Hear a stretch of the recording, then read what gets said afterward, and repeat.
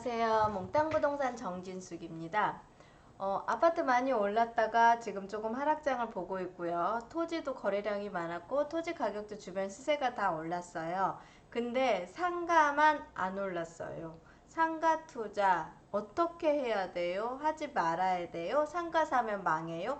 이러한 질문들이 굉장히 많이 들어오고, 또 사실은 공실이 많이 생겨 있다 보니까 상가 관련되신 분들이 많이 어려워하고 힘들어한 것도 맞습니다. 근데 모든 부동산 투자에서 이제 모든 게 다 가격이 올라가는 상품, 그러니까 투자를 했을 때 가격이 올라가는 상품이 있는가 하면 순수하게 수익형이라고 해서 우리가 수익형 부동산으로 나누는 분야가 있어요. 거기에는 기본적인 오피스텔이라든가 도시형 원룸이라든가 다가구라든가 이렇게 상가, 뭐 지식산업센터, 이렇게 수익형 월세를 받는 목적으로 이제 투자를 하는 경우에는 가격이 올라가는 것보다는 양도 차익을 우선으로 생각을 하는 게 아니라 내가 안정적인 월세를 받는 걸 기본으로 보다 보니까 상가 투자를 그런 쪽으로 방향을 잡아서 투자를 해야 되는데, 왜 안 오르냐, 왜 오르지 않냐, 이런 기준을 놓고서 얘기를 하시다 보니까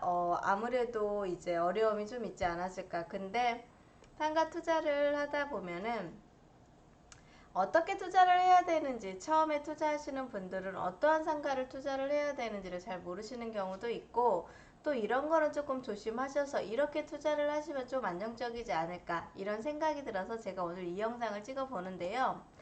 간단하게 정리를 해드리겠습니다. 두 가지로. 첫 번째는 근거리, 내가 살고 있는 지역, 그 다음에 내가 살고 있는 인근에 상가 투자를 하게 되면 좋은 게 뭐냐면, 아무래도 직장과 주거지역이 가까운 인근으로 투자를 하게 되면 무슨 사고가 생기거나 문제가 생기거나 이런 임차인들의 애로사항이라든가 뭔가 움직임이 있다고 보면은, 그때 들어오면은 그거를 바로 해결해주고 그 문제를 상황을 확인할 수도 있고, 또 상가에서 임대료나 이런 것들이 들어오다 보면 그런 거를 조금 체크도 해볼 수 있고, 가끔씩은 내 상가 임차인분이 영업을 잘하고 있는지도 이렇게 한 번 정도는 가볼 수도 있고 해서, 근거리, 직장과 주거지역이 가까운 거리에 투자를 하시는 거를 첫 번째로 선호를 해드리고요. 두 번째는요, 아는 지역이든 모르는 지역이든 내가 투자를 할 때는 무조건 임장이라는 절차를 밟아서 가야 되는데요.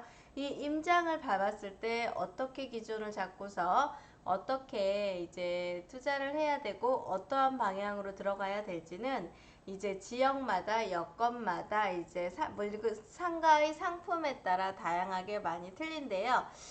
저희들이 알고 있는 일반 프라자 상가라고 하죠. 일반 상가들의 임장을 갈 때는 분양을 하는 상가인지, 아니면 이게 분양을 안 하고 일반적으로 거래가 되는 상가인지, 경매 물건이죠, 어떠한 물건인지, 이렇게 다양한 섹션으로 상가가 투자가 이루어지고 있기 때문에 임장을 좀 다녀보시면서 그 다양하게 들어갈 때마다 물건의 현황에 따라서 내가 어떤 걸 투자를 주의해야 되고, 내가 어떤 걸 고민을 해야 되고, 어떤 걸 알아봐야 되고 하는 다양한 이야기들이 있습니다. 그냥 무조건 월세가 안 나와, 월세가 안 나온다고 해서 저 상가가 나쁜 상가가 아니고요. 임대가 잘 안 돼서 저 상가가 나쁜 상가가 아니고요. 상황과 시국과 현황이라는 게 다 있어요. 그리고 현재 상황에서 상가는 지어졌고 상가는 분양이 됐고 상가는 다 완료가 됐는데, 주변의 입지 여건이 아직까지는 배우 세대가 확보가 안 됐다든가 아니면 개발이 조금 덜 됐다든가, 이렇게 여건에 따라서 상황이 다 틀려지는데, 무조건 상가를 분양을 받거나 상가를 매수를 하게 되면 임대가 완료가 돼 있다, 임대가 완료가 돼 있으면 너무나 좋겠죠. 근데 그렇지 않지만 장기적인 안목으로 봤을 때 여기는 가치가 있고 투자 가치가 있고 이런 게 있다 보면은 임장으로, 그런 걸 임장으로 현황을 파악을 하시다 보면은 상가의 가치가 올라갈 수도 있거든요. 이제는 상가가 올라갈 타이밍이 되지 않았을까 하는 생각을 좀 조심스럽게 해봅니다. 첫 번째가 우선은 토지 가격이 전체적으로 다 올라갔어요. 물론 부동산 경기라는 게 주거도 운영이 잘 되고 상가도 운영이 잘 되고 토지도 운영이 잘 될 때 다양하게 다 올라가는 게 문제가 있지만 토지하고 주거가 올라갔는데 상가가 유일하게 못 올라치고 간 이유 중에 하나가 첫 번째가 코로나 시국으로 인해서 집합금지가 되다 보니까 사람들이 모이지를 못하고 상가를 이용할 수를 못하고 활성화시키지를 못했던 게 사실의 지금까지 현황이었거든요. 근데 이 상가를 이제는 다 거래가 완료가 되고 다 올라가서 이제 마지막으로 침체되어 있고 마지막으로 조용히 되어 있는데 토지 가격이 올랐다고 말씀을 드렸죠. 토지 가격이 올라면 주택 가격이 올라간과 동시에 건설 자재비가 굉장히 많이 올라갔고요. 인건비가 올라갔습니다. 그러다 보면 실질적으로 상가를 이제는 앞으로 시행을 하거나 시공을 하거나 분양을 할 수 있는 물량들, 그 다음에 그걸 분양을 했을 때의 분양 가격, 그 다음에 임대 가격 이런 것들이 앞으로 내가 건물을 리모델링을 하거나 아니면 이제 오래된 건물을 사더라도 리모델링을 하거나 아니면 이렇게 다양하게 뭔가를 변화를 주기 위한 상가 시설물 자체들이 이제는 지금의 현황 가격보다는 앞으로 더 올라서 해야 될 수밖에 없다는 게 제 생각이고요. 두 번째가요.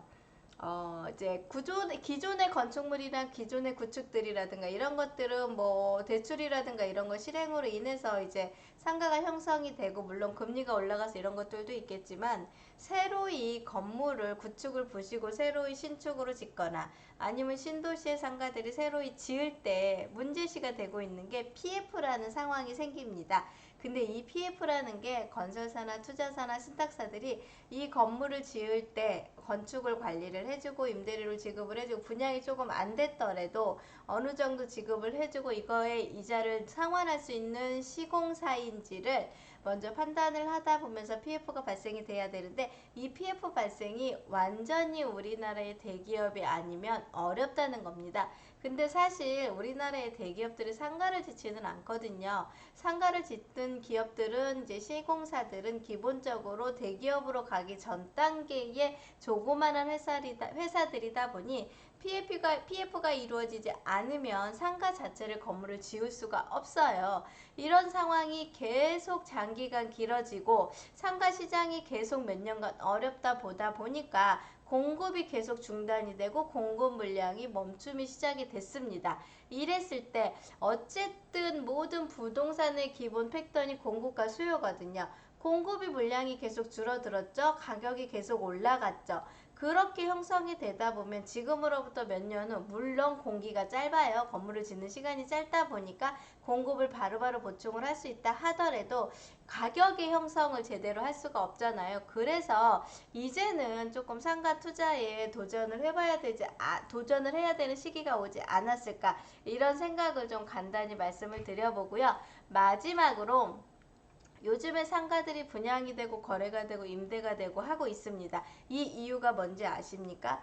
분양을 하고 임대가 되고 하고 있는 것들은요. 첫 번째가 임대료를 내면서 영업을 하다가 보니 입지가 좋은 상가 같은 경우는 여기에 임대료를 내가 내지 말고 대출 이자를 발생을 시켜가지고서 이자를 내는 게 훨씬 더 저렴하다는 판단이 들어보는 케이스가 더 많아요. 그러다 보니까 그렇게 임차를 원하시는 분들이 임차를 하지 않고요. 분양을 받아서 내가 직접 운영을 하다가 보면은 장사가 잘 되다 보면 영업 수익이 나잖아요. 그러면 그 영업 수익이 나고 하면서 상가의 가치가 올라가다 보면 양도 차익도 볼 수 있다는 개념들이 많이 쓰셨고 가격적인 부분에서도 많이 저렴하다는 걸 느끼시기 때문에 요즘도 계속 거래가 되고 분양이 되고 움직임이 있다는 것도 한번 눈여겨보시면 어떨까 하는 생각을 좀 해봤습니다.